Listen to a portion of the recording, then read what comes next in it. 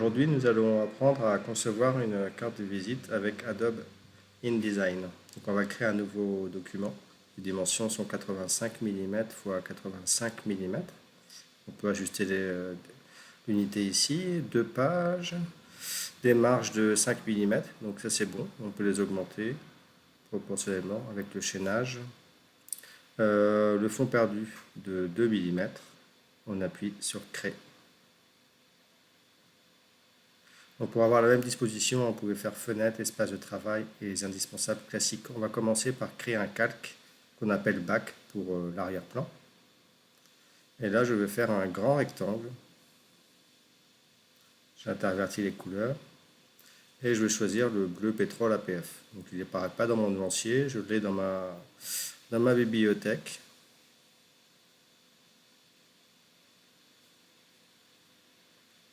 Donc pour ajouter une couleur au nuancier, on appuie sur Nouveau et on met les références de la couleur.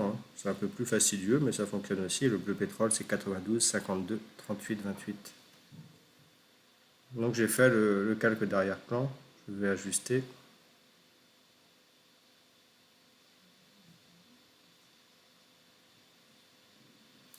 Pour plus de commodité, je vais maintenant verrouiller le calque en mettant le cadenas ici et je vais en créer un nouveau que je vais renommer tout de suite logo.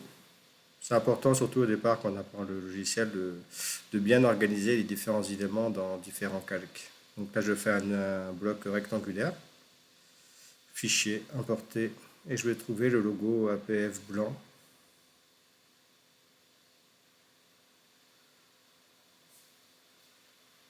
Donc il apparaît ici, donc on peut l'ajuster. Vous faites un clic droite quand le bloc est sélectionné. Et ajustement, il y a aussi des raccourcis clavier qui sont bien pratiques. Ça peut paraître barbare, mais CTRL ALT MAJ C ou E, ça vous permettra d'être beaucoup plus rapide. Je vais faire des repères. Donc je crée un calque repère et pour les faire apparaître, en tout cas les règles, on fait affichage, afficher ou masquer les règles. Donc je me positionne sur une règle, je fais un clic et glisser. Et je vais le mettre exactement à mon repère. Donc c'est 85 divisé par 2, ce qui fait 42,5. Et là 55 divisé par 2, ce qui fait 27,5. Donc ces repères, je les protège aussi avec un calque. Ça me permet de voir où est exactement le centre pour que le logo soit bien positionné.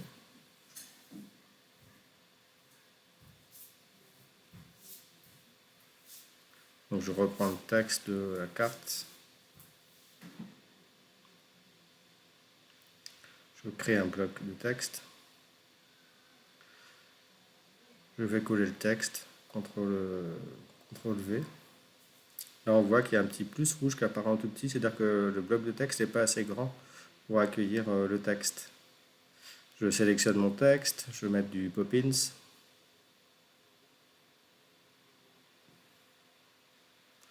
Peut-être qu'il faudra que vous installiez cette police sur votre ordinateur si ce n'est déjà fait.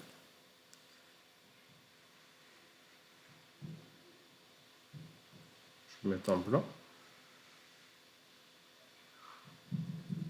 Donc là, on voit que le petit repère de marge à 5 mm, c'est assez pratique parce qu'on peut se caler dessus.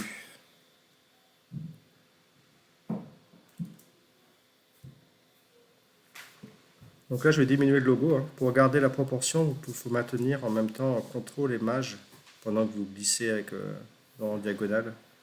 Ça permet de conserver les proportionnalités.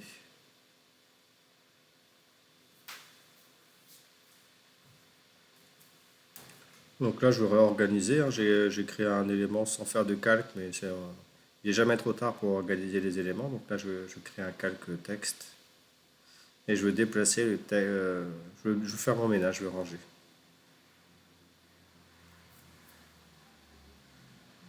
Donc maintenant, je prends l'outil bloc rectangulaire pour placer les icônes.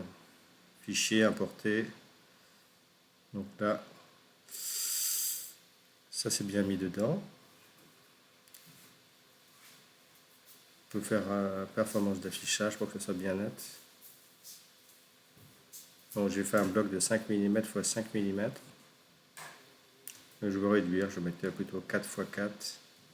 Donc là on voit que c'est pas bon, donc je refais mon raccourci clavier, CTRL ALT MAJ E.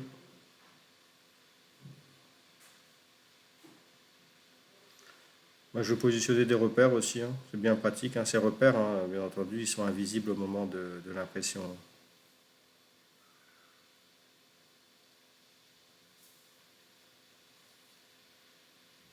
Je verrouille les repères et là, je vais dupliquer l'objet, hein. Donc, il faut appuyer sur Alt en faisant un clic et glisser. C'est bien pratique, c'est assez simple. Et on voit qu'avec mes repères, les blocs se positionnent parfaitement latéralement. Donc j'ai supprimé l'intérieur pour remplacer par votre image. Donc vous voyez, quand on clique plusieurs fois, le cadre il change de couleur.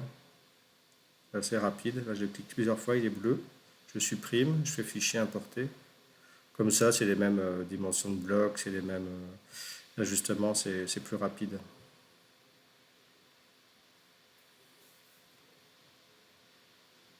Voilà, je crois que le recto de la carte est réalisé.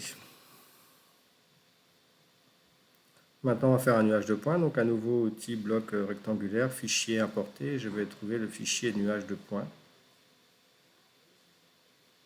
Donc, nous, on va utiliser qu'une partie de ce fichier parce que c'est un grand nuage de points. Donc, on peut ajuster hein, pour voir à quoi il ressemble. Et après, je double-clique pour avoir le rectangle bleu. Et je veux agrandir. Donc, on verra bien qu'une partie, c'était l'objectif recherché.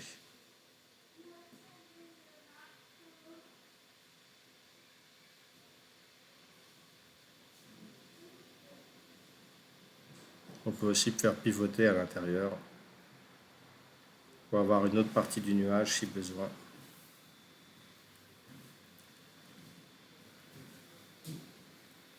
Nouveau outil bloc rectangulaire, fichier importé, et là on va mettre le logo signature.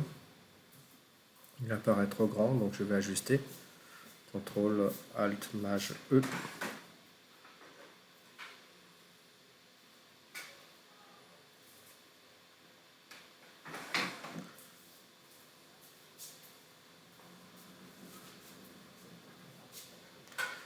Je vais écrire le nom du territoire.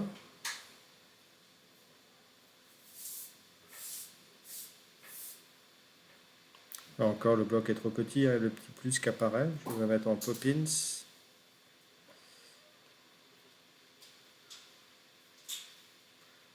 Diminuer la taille de la police. Et mettre la couleur appropriée qui apparaît dans l'énoncier ou dans la bibliothèque. Et là, ce qui est important, c'est de bien aligner. En général, sur une design, plus c'est aligné, plus c'est harmonieux, esthétique. Donc, j'aligne à droite et on voit bien que c'est bien aligné à droite les textes. Je vais dupliquer le bloc de texte, hein, c'est souvent plus rapide. Donc, pour ça, j'ai fait un cliquer glisser en maintenant sur Alt.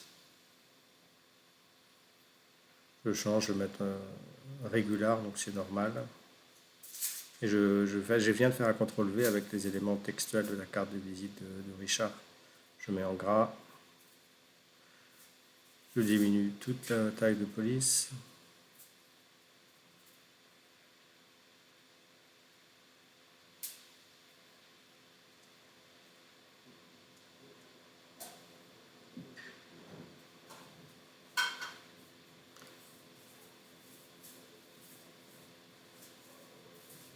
Donc je fais quelques entrées pour aérer. Et ce qui est important sur une design, c'est d'utiliser l'option de paragraphe. On peut faire fenêtre, texte et tableau, paragraphe pour les trouver, pour jouer sur l'interligne. Donc là, il y a un espace au niveau du numéro de téléphone qui ne me plaît pas. Et l'erreur vient que il y a une partie de cette ligne-là qui est en taille 7 et l'autre en taille 6. Donc j'ai tout remis en taille 6.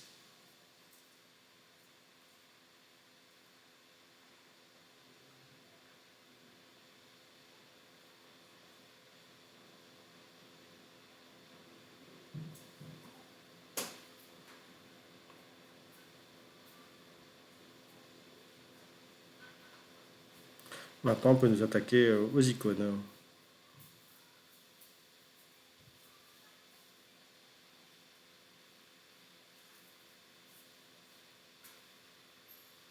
Donc là, je mets précisément les mensurations, c'est histoire d'être bien précis. Donc fichier, importer, on va chercher l'icône en question. On ajuste, CTRL ALT Maj E. On duplique en maintenant la touche ALT en faisant cliquer et glisser.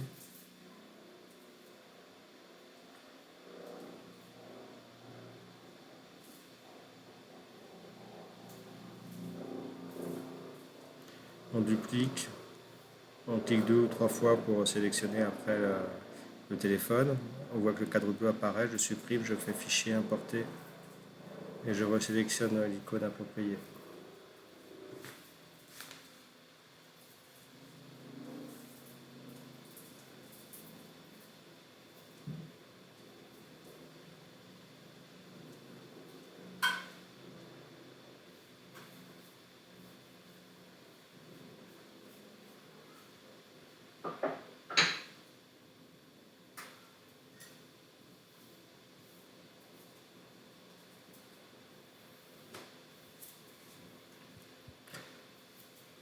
Et voilà, donc la carte de visite de Richard est finalisée. Donc j'enregistre. Donc une des erreurs, ce serait d'enregistrer simplement en mettant carte de visite Richard. Effectivement, on a un fichier, mais ce n'est pas la méthode appropriée sur InDesign. On va voir le fichier que je viens d'enregistrer apparaît là. Et on voit qu'il n'y a que le fichier qui contient finalement un ensemble de liens. Pour enregistrer proprement, il faut faire fichier, assemblage, choisir un dossier ou créer un dossier.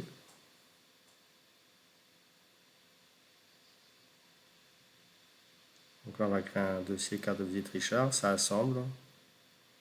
Donc je ferme le fichier. Et on voit que maintenant il y a un dossier qui contient différents éléments. Le fichier InDesign, ça a créé automatiquement un fichier PDF. Et on a tout ce qui est link, donc les liens, tous les liens associés au document InDesign. Je vais rouvrir le fichier et je vais l'exporter avec les fonds perdus si je dois l'envoyer à l'impression. Donc j'enregistre à la place et dans la partie repères et fonds perdus, il faut bien cliquer sur utiliser les paramètres de fonds perdus du document. Donc là on voit qu'il y a 2 mm supplémentaires qui sont destinés à être coupés.